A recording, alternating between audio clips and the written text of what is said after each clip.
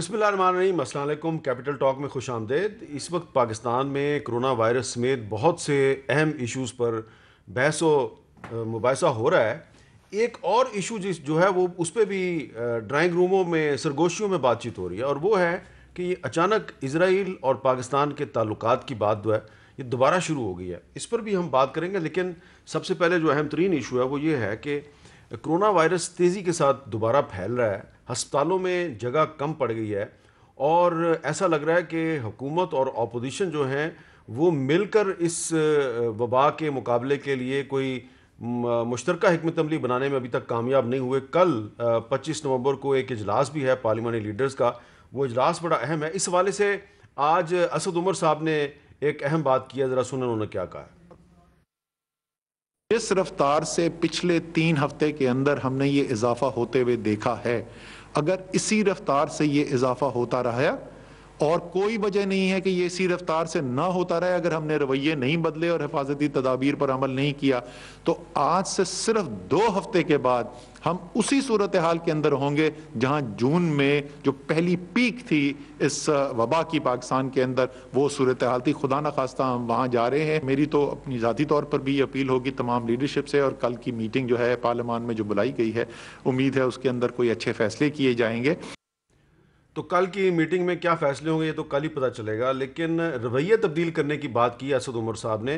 तो मुख्तलिफ जो सूबाई हुकूमतें हैं उन्होंने ताजरों से ये कहा है कि आप शाम 6 बजे के बाद दुकानें बंद कर दें, लेकिन अभी तक ताजर बरदरी जो है वो शाम 6 बजे के बाद दुकानें बंद करने के लिए तैयार नहीं है। तो रवैये हम कैसे बदलेंगे, इस पर आज हम बात करेंगे। हमारे साथ मौजूद हैं अली मोहम्मद खान साहब, वज़ीर ममलकत बराए पार्लिमानी अमूर, जनाब एहसन इकबाल साहब, सेक्रेटरी जनरल है मुस्लिम लीग नून के, और सेनेटर मुस्तफ़ा नवाज़ खोकर साहब बिलावल भुट्टो ज़रदारी साहब का तर्जुमान है।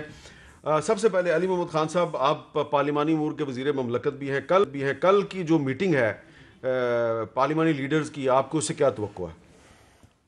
बिस्मिल्लाहिर्रहमानिर्रहीम, अल्लाहुम्मा सल्लि व सल्लिम मुबारिक अला सय्यिदिना मुहम्मद रसूलुल्लाह खातमुन नबीय्यीन सल्लल्लाहु अलैहि व आलिहि व अस्हाबिहि वसल्लम। बहुत शुक्रिया अमीर साहब।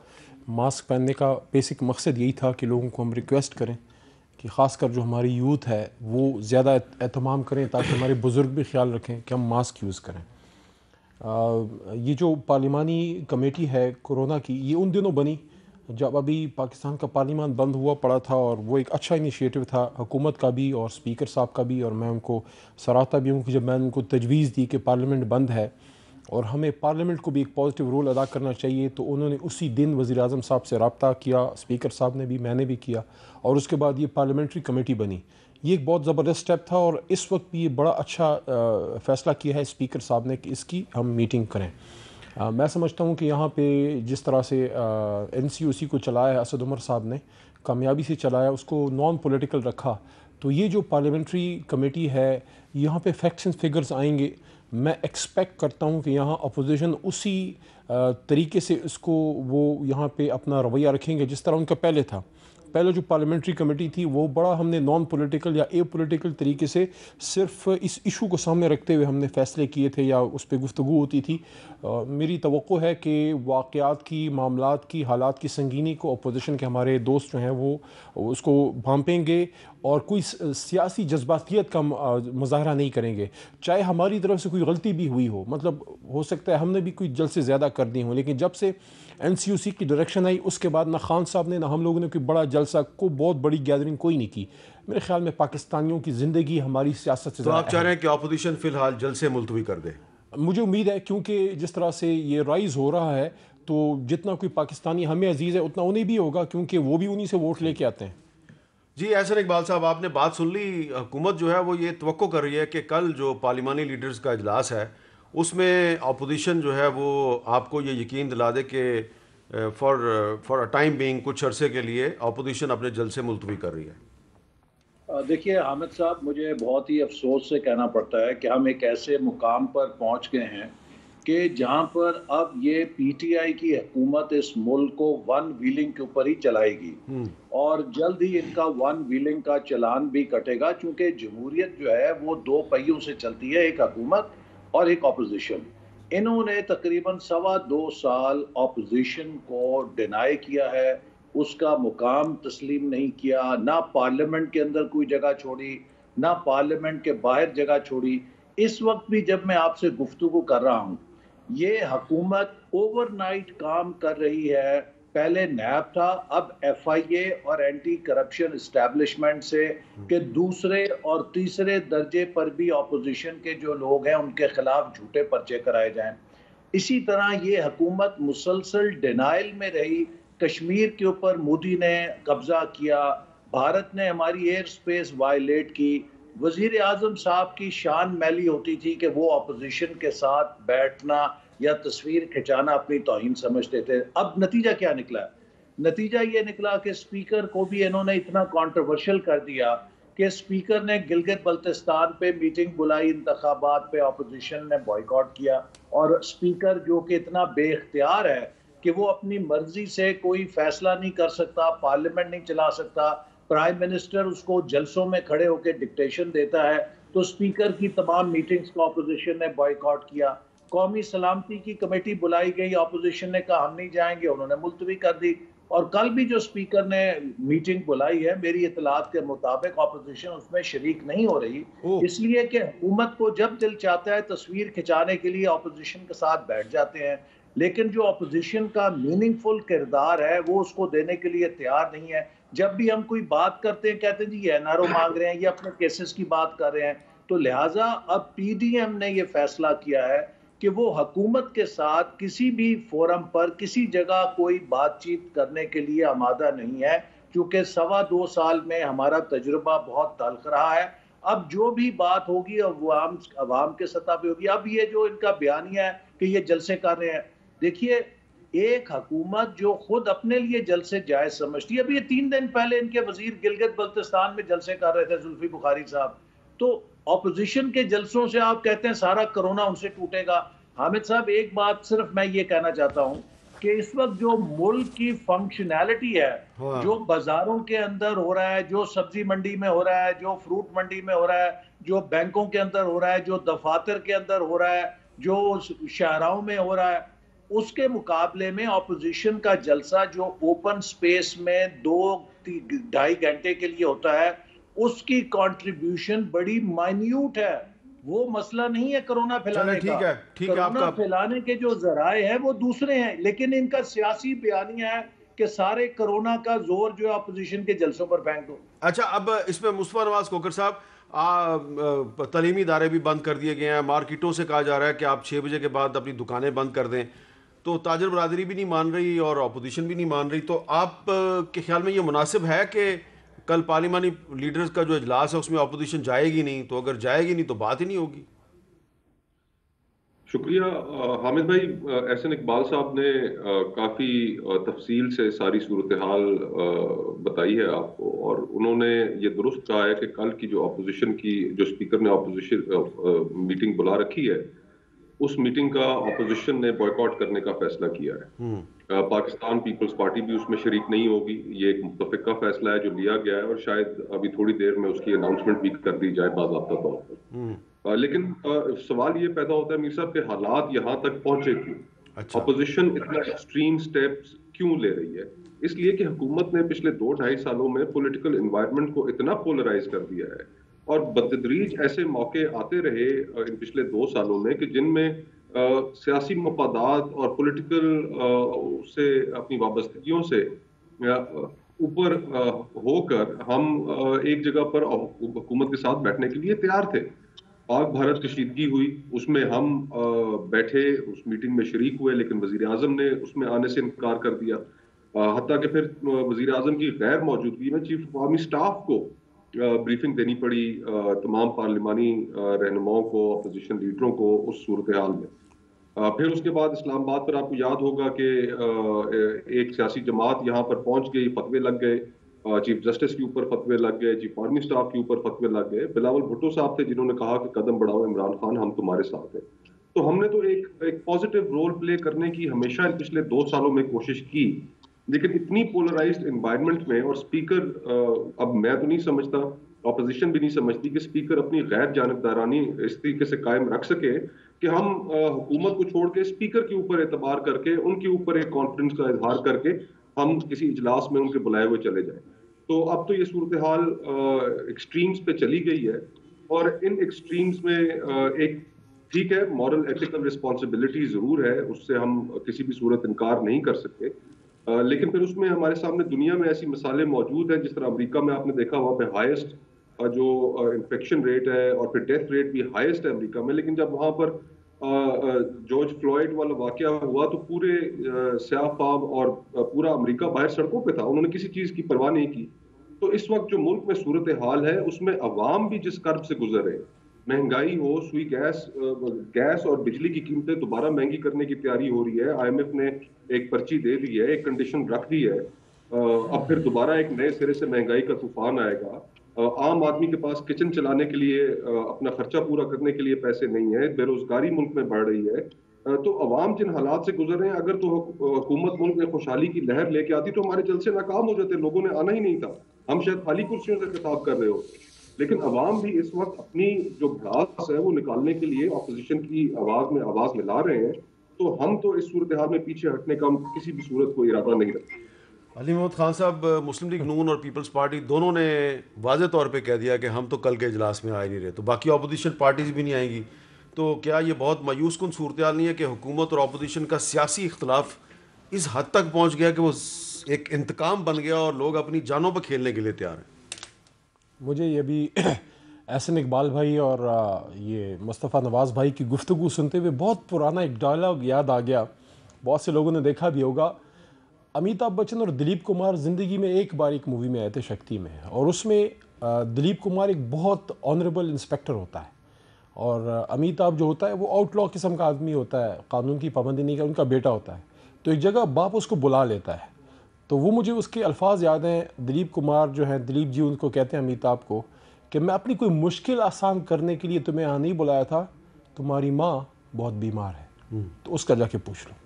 तो मैं इनको ये कहना चाहता हूँ कि पहले तो कल की दावत हुकूमत की तरफ से नहीं है, स्पीकर की तरफ से है, पार्लियामान सबका है, और अगर हुकूमत की भी इसमें विल है तो अपनी कोई NRO लेने या देने के लिए नहीं बुला रहे, पाकिस्तान की आवाम की जिंदगी ये बात उनकी दुरुस्त नहीं है कि जब भी अपोजिशन हुकूमत के साथ जाके बैठती है, कोई ना कोई हुकूमत की तरफ से कह देता है इनको NRO चाहिए, हमने नहीं देना।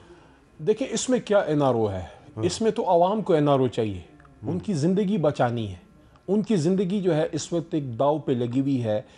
क्या ये एक मामूली बात है कि आपके पाकिस्तान के स्कूल्स तमाम बंद हो रहे हैं? क्या ये मामूली बात है कि इस वक्त आपके वेंटिलेटर्स पे इंतहाई प्रेशर पड़ रहा है? प्रेशर नहीं पड़ रहा, इस्लामाबाद में तो वेंटिलेटर है ही नहीं।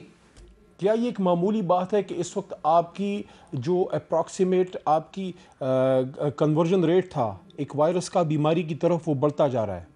जो इस वक्त आपका लाहौर में सिचुएशन है, जो आपका मुल्तान में सिचुएशन है, जो खैबर पख्तूनख्वा, पेशावर ख़ासकर जहाँ भी इन्होंने जलसा किया है, और सबसे बड़ा अलमिया कि वो लोग जो इमरान खान साहब पे के बारे में कहा करते थे, हमारे मोहतरम अपोजिशन के दोस्त, कि पर्चा करा दो इमरान खान साहब पे, FIR करा दो, ये बंद क्यों नहीं कर रहा? आज आपका आज़ाद कश्मीर क्यों बंद है? नून लीग की हुकूमत है, आपने लॉकडाउन की तरफ गए कि नहीं गए? दूसरा, सिंध में क्या कराची और अवाम की जिंदगी को कोरोना वो इफेक्ट करता है, बाकी नहीं करता? देखिए ना, कराची में ताजर जो है वो दुकानें बंद करने के लिए तैयार हैं। पीपल्स पार्टी ने सिंध में स्मार्ट लॉकडाउन की तरफ गए हैं, ठीक है जी।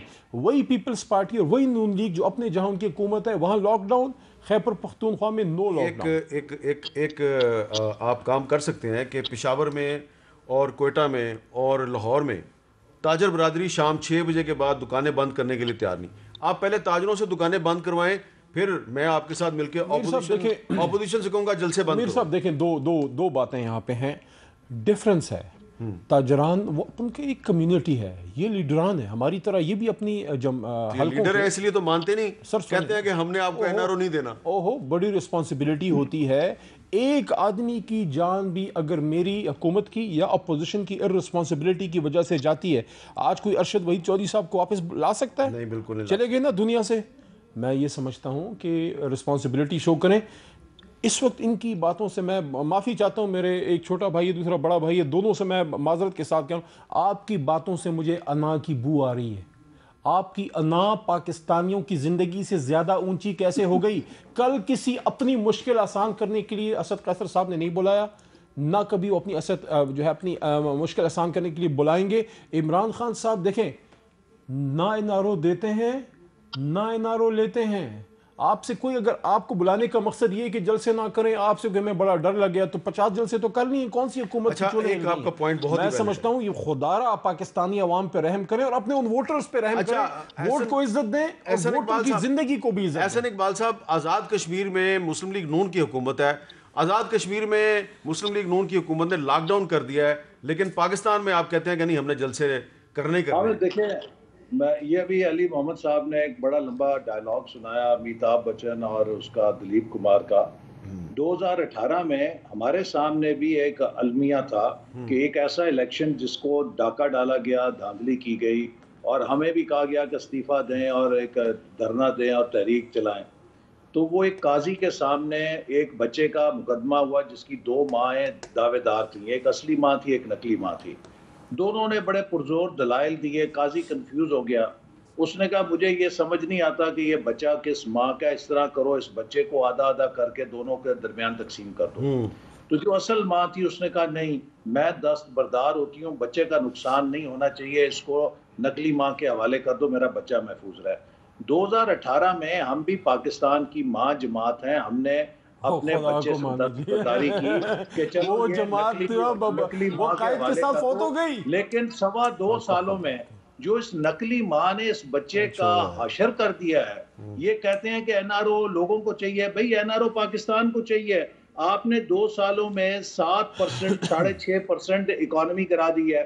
आपने 2 सालों में हमारे 5 सालों से ज्यादा कर्जा ले लिया, 11,000 अरब रुपया, और सबका सब डेफिसिट की नजर कर दिया, एक ईंट नहीं लगाई।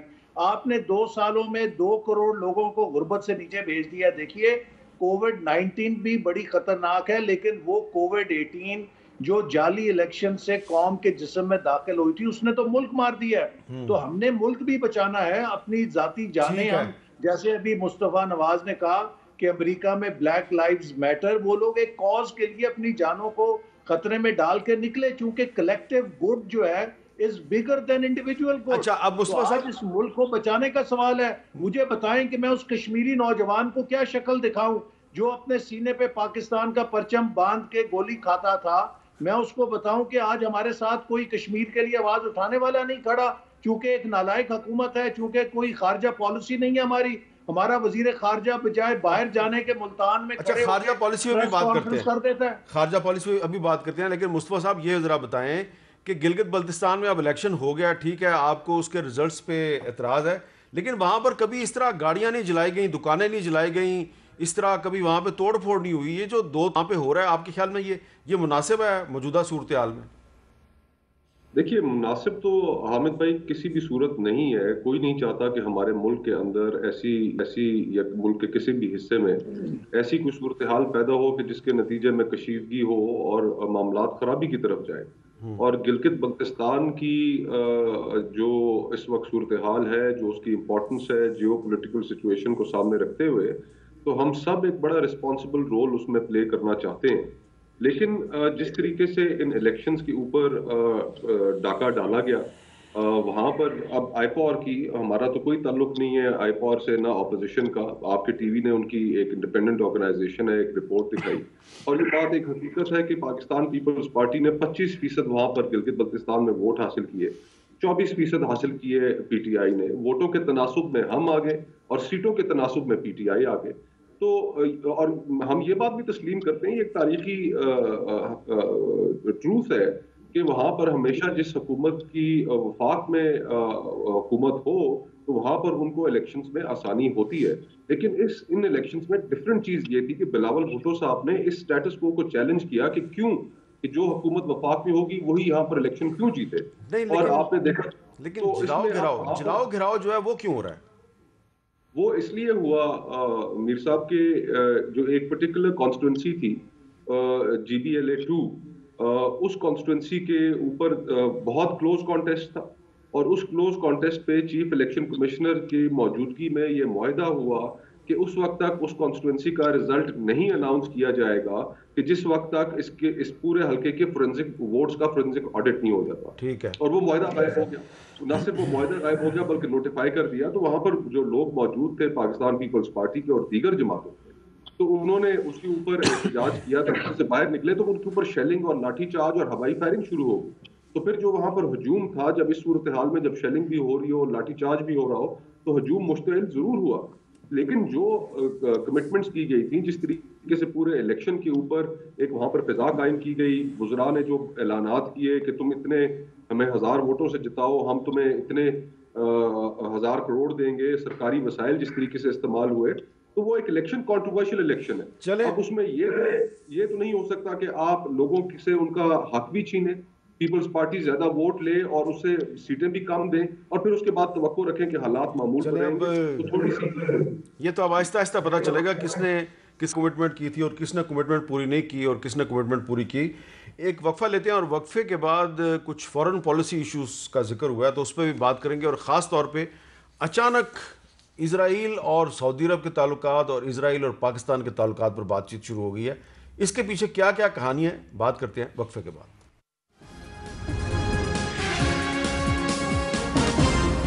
कैपिटल टॉक में दोबारा खुश आमदेद। अली मोहम्मद खान साहब, आपको पता ही है इंटरनेशनल मीडिया में कुछ खबरें आ गई हैं और इजरायली टीवी चैनल्स पर कुछ पाकिस्तानी सहाफ़ी जो हैं वो नमूदार हो रहे हैं और वो बहुत खुलकर एक स्टैंड ले रहे हैं। सुने ज़रा, पिछले दिनों एक पाकिस्तानी टीवी एंकर मुबशर लुकमान साहब ने एक इजरायली टीवी चैनल पे क्या कहा है। Israel is not a dream, it's a reality. It's a very important country. It is a very, very vibrant country. The Israeli nation is a great nation. I have no doubts about that. In their own way, they are fighters, they are survivors. And Pakistan is a great country as well. Pakistan is a surviving country. And Pakistan in its own right has many accolades. So I think if Israel and Pakistan ever have to shake hands, it cannot be due to a third party. It must be directly. We don't need to be subservient to anyone, be it United States, be it Saudi Arabia, be it anyone for that matter. So when the time comes, if the time comes, I think both of us can do it directly. Ali Mohammad Khan साहब, आपका भी इस पर statement मैंने senate में सुना था, वज़ीर-ए-आज़म इमरान खान साहब भी इस पर बात कर चुके हैं, लेकिन तासुर ये मिल रहा है कि शायद पाकिस्तान पर उसके कुछ दोस्त ममालिक का दबाव है कि इसराइल को तस्लीम कर लिया जाए। ये जो जिन साहब की आपने अभी ये बयान सुनाया है, ये जो अपने आप को जर्नलिस्ट कहते हैं, ये मैं रिस्पेक्ट करता था, लेकिन ये जो मैंने इससे सुना है, इसको शर्म आनी चाहिए, इसको शर्म से डूब मरना चाहिए। और इस आदमी को मैं समझता हूँ कि इसको पाकिस्तान में अपना चेहरा किसी को नहीं दिखाना चाहिए। जिस तरह इसने गुफ्तगू की है, आप कौन होते हैं ये फ़ैसला करने वाले कि इसराइल बड़ा कोई दुनिया का अच्छा मुल्क है। ये जो रोज़ वहाँ पे फ़लस्तीनियों के सर चटखे जाते हैं, इसराइली टैंकों के नीचे जब उनको कुचला जाता है, जब वहाँ बेहुरमतियाँ होती हैं और जो हमारा बैतुल मुक़द्दस उनके कब्ज़े में है, अब ये कौन सी बात, ये किस दुनिया के हम लोग हैं। देखें, मैं इस बात पे बड़ा खुश हूँ कि मेरे वज़ीर-ए-आज़म जनाब इमरान खान साहब ने वो बात की है जो हर पाकिस्तानी, हर मुसलमान के दिल की आवाज़ है। वो क्या है? उन्होंने कहा है कि जब तक मसला फ़लस्तीन हल नहीं होता, हम अपने प्रिंसिपल स्टैंड से हटते ही नहीं हैं। और मेरे लिए वज़ीर-ए-आज़म साहब की बात जो है, उससे भी ज़्यादा अहम किसकी बात है? क़ायद-ए-आज़म मोहम्मद अली जिन्ना की। क़ायद-ए-आज़म के दिल के बड़ा करीब था कश्मीर और मसला फ़लस्तीन, और उन्होंने ऑन रिकॉर्ड ये बात की थी कि Israel is the illegitimate child of west. Israel जो है वो मगरिब का नाजायज़ बच्चा है। मैं ये समझता हूँ जब तक बैतुल मुक़द्दस आज़ाद नहीं होता और जब तक जो है मसला फ़लस्तीन हल नहीं होता। और देखिए, मसला फ़लस्तीन जो है, जो आपके यूनाइटेड नेशन रेजोल्यूशंस के मुताबिक, जिसको हम सपोर्ट करते हैं कि मसला फ़लस्तीन का हल उस रेजोल्यूशन के मुताबिक हो कि फ़लस्तीनियों को उनका हक़ की हाकिमियत मिले और बैतुल मुक़द्दस जो है वो आज़ाद हो। उसी के साथ तो मसला कश्मीर भी नती है। अगर आप मसला फ़लस्तीन से पीछे हटते हैं तो मसला कश्मीर भी फिर चला गया हाथ से। ये कौन लोग हैं, ये किस तरह की बातें करते हैं? मैं ऑन रिकॉर्ड ये बात की थी, जब तक एक भी गैरतमंद पाकिस्तानी ज़िंदा है, जब तक बैतुल मुक़द्दस आज़ाद नहीं होता और जब तक मसला फ़लस्तीन हल नहीं होता, पाकिस्तान इसराइल को तस्लीम करने का सवाल ही नहीं पैदा होता। और मुझे पता है इस तरह की बातों की क्या कीमत अदा करनी पड़ती है। लोगों ने कीमत चुकाई है।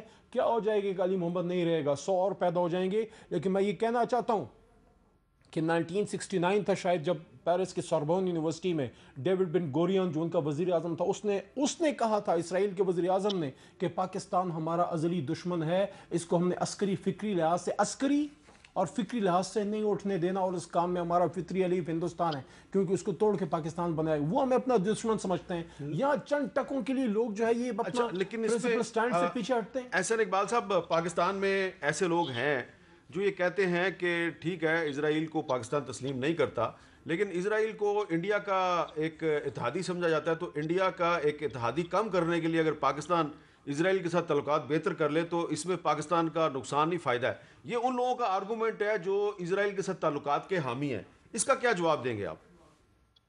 देखिए हामिद साहब, सबसे पहली बात तो ये है कि क्या पाकिस्तान इंडिया जितनी मार्केट है बड़ी, ये बात कहना कि अगर पाकिस्तान इजराइल को रिकग्नाइज कर लेगा तो इंडिया इजराइल का अलाई नहीं रहेगा या उसकी वहाँ पे दिलचस्पी नहीं रहेगी, ये मुनासिब नहीं है।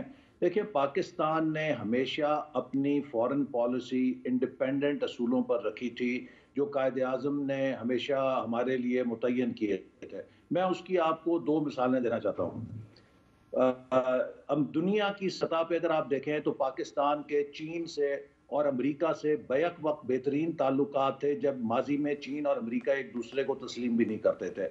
लेकिन हमने ये बैलेंस कायम रख के दिखाया कि हम दोनों के बेहतरीन दोस्त हो सकते हैं और हमारे ताल्लुकात चीन और अमेरिका से एक दूसरे से नथी नहीं है। इसी तरह अगर आप आलम इस्लाम में आ जाएं तो हमारे ईरान और सऊदी अरब दोनों से बेहतरीन ताल्लुकात होते थे और वो किसी एक की कीमत पे दूसरे के साथ नहीं थे और दोनों इस बात को समझते थे और इसका एतराफ़ भी करते थे। इस पिछले सवा दो सालों में हमने ये देखा है कि पाकिस्तान की खारजा पॉलिसी में हम इस बैलेंस को बरकरार रखने में नाकाम हो गए हैं और यही वजह है कि आज हमें कोई समझ नहीं आती कि हमारी खारजा पॉलिसी क्या है, जिसका सबसे बड़ा जो निशाना बना है वो कश्मीर का मसला है, जिसके लिए हमने 2 जंगें लड़ी। हमारे बहादुर मेरा सवाल आपसे ये है कि पाकिस्तान और इजराइल के ताल्लुकात के हवाले से जो बहस शुरू हुई है, ये क्यों शुरू हुई है और आपका इस पर क्या ख्याल है? देखिए, मैं ये समझता हूँ कि ये हो सकता है कि एक इंटरनेशनल एजेंडा हो, और मैंने तो इस हवाले से अपनी ट्वीट भी की और मैं ये समझता भी हूँ, ये बात शायद आज से 5 या 10 साल के बाद रिकॉर्ड पे आ जाएगी कि PMLN की हुकूमत को धांधली के जरिए जो निकाला गया उसके पसे पर्दा बाज जियोपॉलिटिकल इम्पेरेटिव्स थे, जिनका एक निशाना CPEC बना, दूसरा निशाना कश्मीर बना, हो सकता है हाकम बदन कि उसका तीसरा निशाना इजराइल की रिकग्निशन भी हो। चले, मेरा ख्याल है कि जो अली महमूद खान साहब ने एक क्लियर स्टैंड लिया है, तो इनकी गुफ्तगू सुन के, और इमरान खान साहब ने भी इस पर क्लियर स्टैंड लिया हुआ है, तो फिलहाल तो नहीं लगता कि ये हुकूमत जो है ये इजराइल को रिकग्नाइज करेगी। अब इस पर मुस्तफा नवाज खोखर साहब से भी बात करते हैं, लेकिन एक वक्फे के बाद।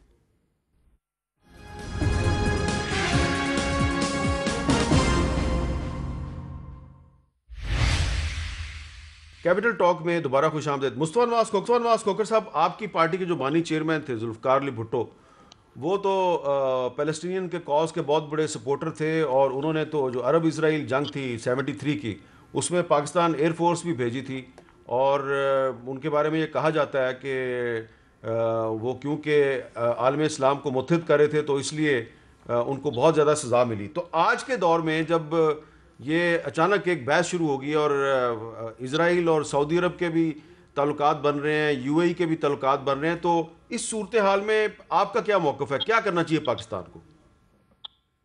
देखिए, एक अगर इसको बिल्कुल सम अप किया जाए तो पाकिस्तान को इजराइल को उस वक्त तक रिकग्नाइज नहीं करना चाहिए जिस वक्त तक वहाँ पर क्योंकि यह अपार्थाइड रजीम है।